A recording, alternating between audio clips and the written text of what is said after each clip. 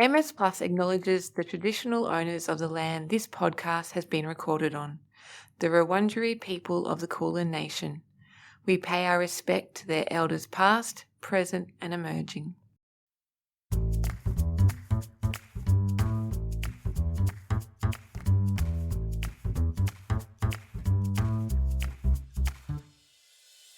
Welcome to the Learn From Me podcast series. Accepting a wheelchair can be very confronting for people with MS, but at the same time, it can be vital in promoting independence and quality of life. Today, I've got the pleasure of interviewing Mark, who's going to share his valuable experience in accepting a wheelchair into his life. Welcome, Mark. Hi, Kim. How are you? Great, thank you. We might kick off, if it's okay, if you would describe for us the time when you decided to start using a wheelchair. So I started using mine in 2017. I had MS for about 4 years at that point. My legs had started to get a lot worse by that point. I had a lot of spasticity, a lot of fatigue, a lot of foot drop, and I was also dealing with incontinence and that classic MS neurogenic bladder. So one problem was causing another problem. So my legs not being able to work well was causing me to fall over. It was also causing me to have trouble getting to bathrooms in time. So in 2017, I started using it in about August or September. I woke up one morning, my legs just weren't working. And at that point, I'd already started using a cane and a walker with wheels on it. So a rollator, I think they call them as well. I'd used those for a few months. They'd helped a little bit. But once my legs stopped working altogether, I said, what am I going to do, So I rented a wheelchair on, I think it was a Friday that my legs stopped working. And it was only temporary. They came back on Saturday or Sunday. They decided to come back. But by Saturday night or Saturday afternoon, I had a wheelchair that I used for probably 6 or 7 or 8 months until I got my permanent chair from the NDIS. A lot of people talk about it being a really challenging decision to get a wheelchair. What was it like for you, Mark? It was difficult for me because you grow up with a lot of preconceived notions about what disability means and how does someone live with disability. We all have this really fatalistic view, I think, sort of that is almost drilled into us from popular culture, that living in a wheelchair is almost impossible. And it's sort of the end of your life, as you might know it. So I'm guilty of that. I was guilty of that. I thought once I go into my wheelchair, I'm not going to be the same person. My legs are going to disappear on me. The more I use my chair, the worse my MS will get. That people will look at me differently, will talk to me differently, will treat me differently.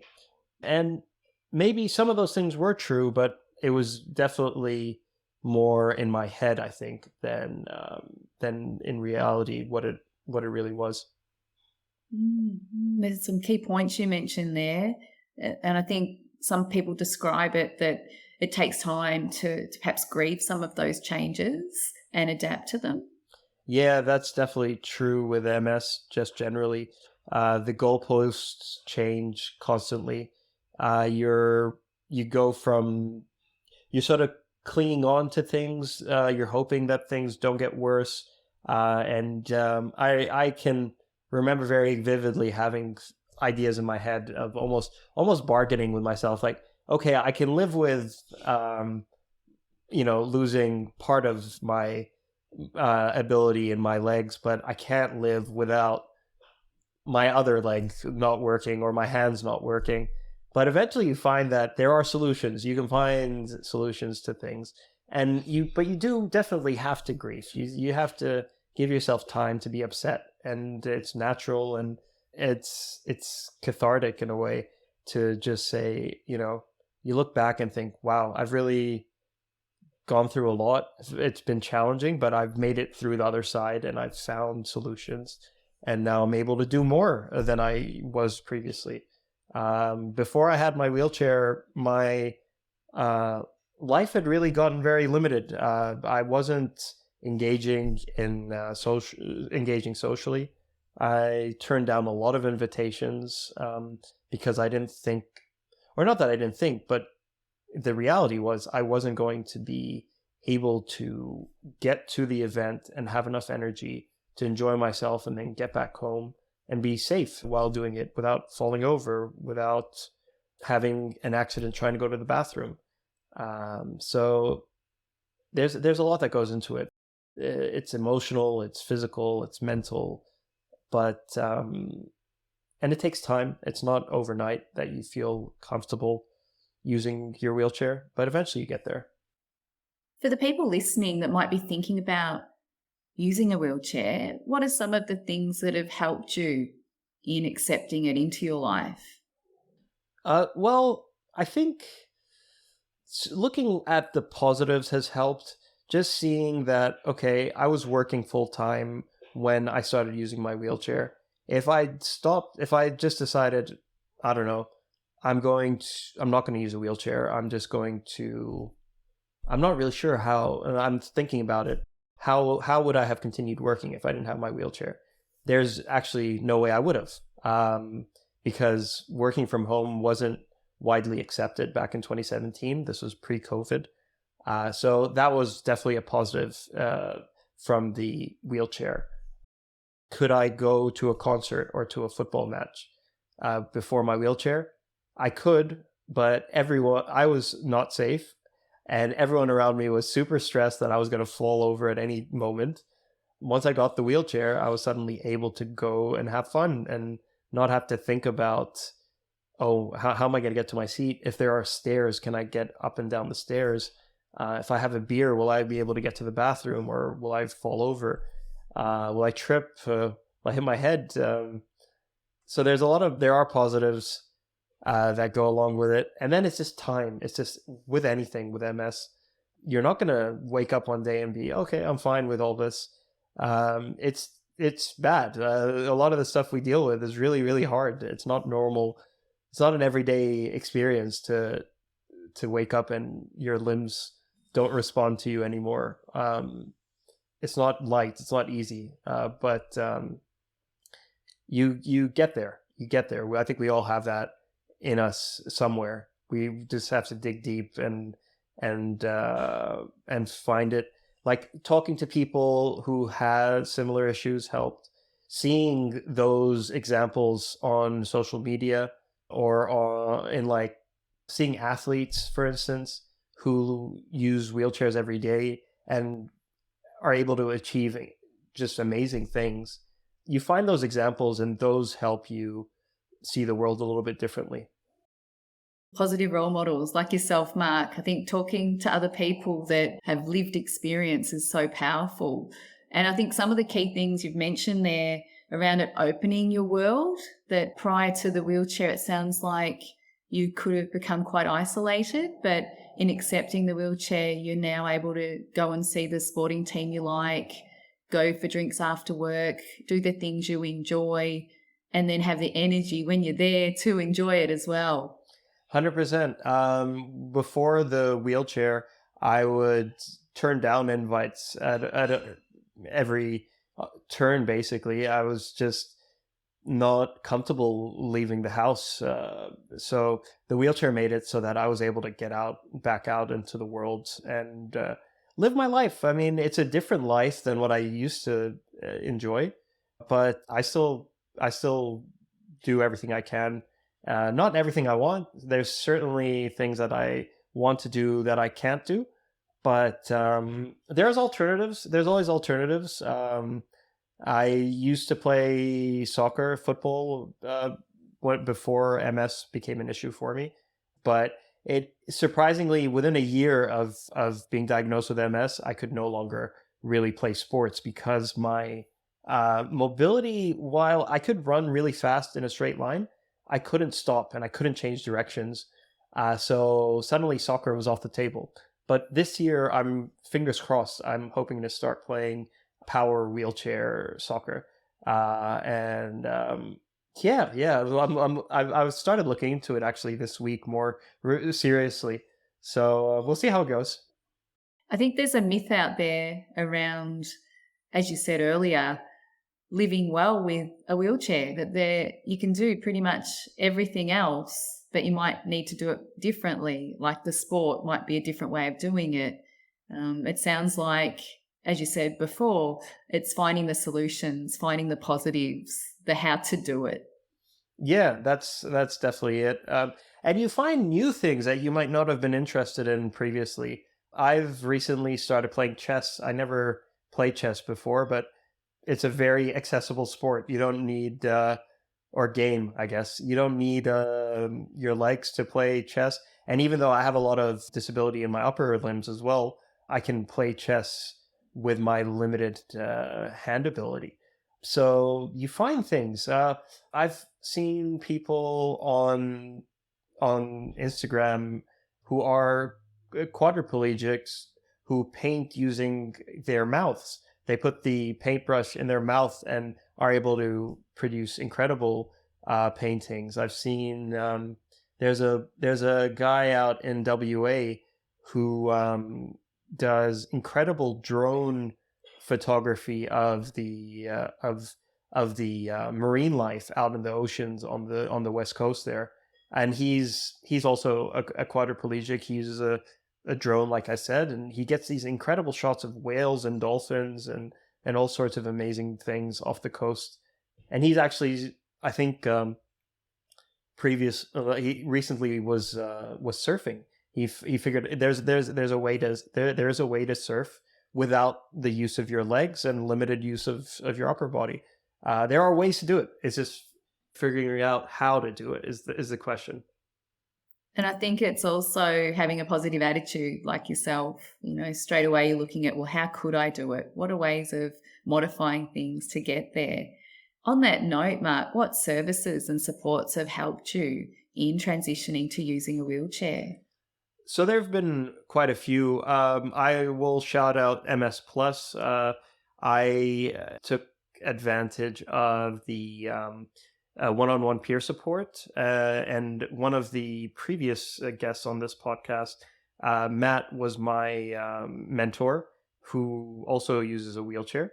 And I think talking to people, one-on-one who have MS and use a wheelchair is like, okay, there is a way to do this. It's not it's not the end of the world. That was the first one. Really leaning into MS Plus, they then directed me towards the NDIS and helped me on the journey of getting my first NDIS plan. And they also were my plan support coordinators or plan managers for my first plan. I used the support coordination from MS. And that sort of eventually got me to my first wheelchair. So my first wheelchair, I needed an occupational therapist to script the chair to tell me, because that's the other thing with wheelchairs. We don't know anything about wheelchairs. I don't know, I didn't know a manual chair, a frame manual chair, a rigid chair as they're called, from a foldable chair, from a power assist chair to a full power chair. It's not something we grow up thinking about, really. I mean, when I was a kid, I looked at cars. Cars were the thing I knew a lot about, but wheelchairs were never really on my radar. So you need to tap on the shoulder of experts so you know what you're looking at. Now I can have really long conversations about all the different types of wheelchairs that are available, and what is good for me, what might be better for someone else. But yeah, but to be honest, the occupational therapist is so crucial, and finding someone who's actually good at their job and you can rely on is so hard. That's been one of my biggest challenges with the wheelchair experience, probably. But yeah, those are the three main ones. And then further on, once I got the wheelchair, was trying to figure out, okay, what can I do in this chair to stay fit and to continue on my rehab journey that I've been on pretty much, I'd say, since like 2016. That's when I really started trying to exercise with MS in mind. So I started going to a gym here in New South Wales called Neuromoves. They're part of Spinal Cord Injury Australia, and they do some amazing work. They have access to some really cool technology that'll get you back on your feet, because there's also that image, I think, of people in wheelchairs not being able to walk or stand, but that isn't true. You're still able, like you might still be able to take a few steps or to stand or whatever it might be. Everyone has different abilities. Absolutely. I think that's a really good point that you make, that there are so many different types, and linking into the right professional and getting the support to work out which type of wheelchair you might use. And you were mentioning to me earlier that you've used different types and they have different benefits. I think you've got a different type now that you find helpful. Yeah, when the first chair I got in 2017 was basically a picnic chair with wheels on it. It had no support, no back support. Everything was really difficult to maneuver. The brakes you really had to push down on the brakes to sort of lock them into place. The wheels were super narrow, and it was bulky. It was heavy. So that lasted me for a while, because I could just pick it up off the shelf. I rented it for a few months, and then I bought it from the pharmacy or the equipment rental place. So I moved on from that to a foldable chair still, but it was more, you could actually modify it, because that's the thing you have to consider when you have MS, is that your body's going to change. You might need one thing today, but in a few months or in a few years, your seated posture might change. The abilities of your arms might change. So you might have to sit in a different position to be able to push your chair. So with my chair, you can change the angle of the backrest. You can change the height of the seat, how high or low you're sitting from the ground. You can change the size of the wheels. You can change the attachments on the wheels as well. The rims of the wheels, you can have like different types of grips. And then you have different add-ons. So my chair comes with what's called a power assist. So the power assist is something that I clip onto the back of the tires, and it's a little motor that helps me on more longer days when I'm out of the house and I'm not going to be able to push the chair all day, or if I know there's going to be slopes involved and I don't want to be pushing uphill, I can use my motor to get around. So it's a huge world, very expensive world, but luckily with the NDIS, you're able to afford the products, and there's time involved. Like there's a lead time for everything. Getting an appointment with your occupational therapist, getting equipment to trials are so important. I think one of my regrets with my chair was I was in such a rush to get the chair. I didn't do enough testing initially, and you really need to do that and spend 1 or 2 or 3 weeks on the front end figuring out the equipment you're gonna need, because you're gonna be stuck with this chair for 5 years until the NDIS approves you for another chair. That's, in their mind, 5 years is the life cycle of a chair, unless your body changes dramatically, which it might do with MS, and then you apply for a different type of chair. It sounds like accepting a wheelchair mark has really helped your independence. You feel a lot safer, a lot more confident, and a lot more connected. That's true. One of the key points, I think, is that independence. I remember when I was working, I've retired recently. I stopped working last September. I could see the train tracks in my office through the windows of our office, but I couldn't actually take the train to and from work because I couldn't actually walk from our office to the train station because my legs just didn't have enough juice in them at the end of the day, basically. So when I finally got my wheelchair with the motor on it, I was able to get home by myself, which was incredible. I couldn't get to work by myself, but I was able to get home, and it was a game changer.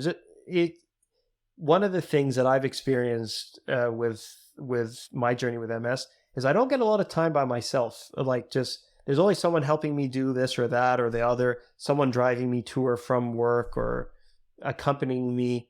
But I would get an hour and a half in the train or so, just to myself and my headphones, no one to bother me, and I really enjoyed it, to be honest. That was a bit of a game changer again.